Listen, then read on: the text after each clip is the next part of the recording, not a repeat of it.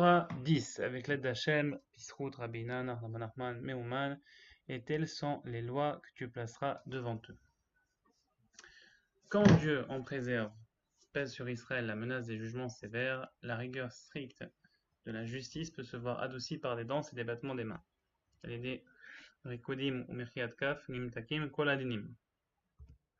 En effet, la grandeur du Saint, béni soit-il, se manifeste essentiellement lorsque même les idolâtres comprennent qu'il existe un Dieu qui gouverne et dirige le monde. Comme cela se révèle dans quand Yitro arriva et déclara « Je sais à présent que Dieu est grand », le nom du Tout-Puissant s'en trouva ainsi plus grand, donc grandi et exalté. Les nations du monde ne peuvent prendre conscience de la grandeur du Saint béni soit-il qu'à travers Yaakov, comme il est dit, maison de Yaakov, allons et marchons à la lumière de l'Éternel. Yaakov a en effet révélé la divinité du Saint béni soit-il bien plus que les autres patriarches. Nous avons vu qu'Abraham appelait le lieu du temple montagne et Yitzhak l'appelait champ. Nous savons que le champ est plus accessible et nécessaire à l'homme que la montagne. Yaakov, quant à lui, l'appelait maison, ce qui est plus habitable qu'un champ. Yaakov appelait l'emplacement du Saint-Temple le lieu de la prière maison comme le lieu d'habitation des hommes. Yaakov, éleva la prière de la dimension de montagne et de champ jusqu'à celle de maison, qui est plus accessible aux hommes qu'une montagne et qu'un champ.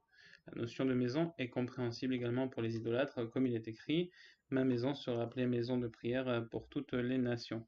En ce sens, lorsque la prière et le temple entrent dans le concept de maison, le nom du Tout-Puissant se trouve grandi et exalté. Telle est la signification du verset « L'Éternel est grand et il est hautement glorifié ». Quand donc le nom de Dieu est-il grand? Lorsqu'il est hautement glorifié, c'est-à-dire lorsqu'il est glorifié, même par le côté de la mort et de l'idolâtrie, comme l'enseignent nos sages à propos du 6e jour de la création. Dieu examina tout ce qu'il avait fait et c'était très bien. Très bien, fait allusion à l'ange de la mort, lorsque les idolâtres le louent, alors l'Éternel est grand et cela constitue le fait de sa grandeur. Et quand le glorifie-t-il? Le verset poursuit dans la ville de notre Dieu.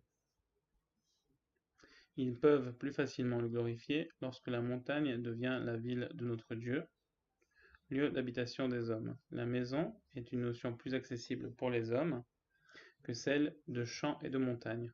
En d'autres termes, lorsqu'on élève la prière du niveau de montagne à celui de ville et de maison, les idolâtres peuvent en acquérir une certaine perception, et ceci représente un fondement essentiel de sa grandeur, à savoir lorsque les éloignés le reconnaissent, béni soit-il.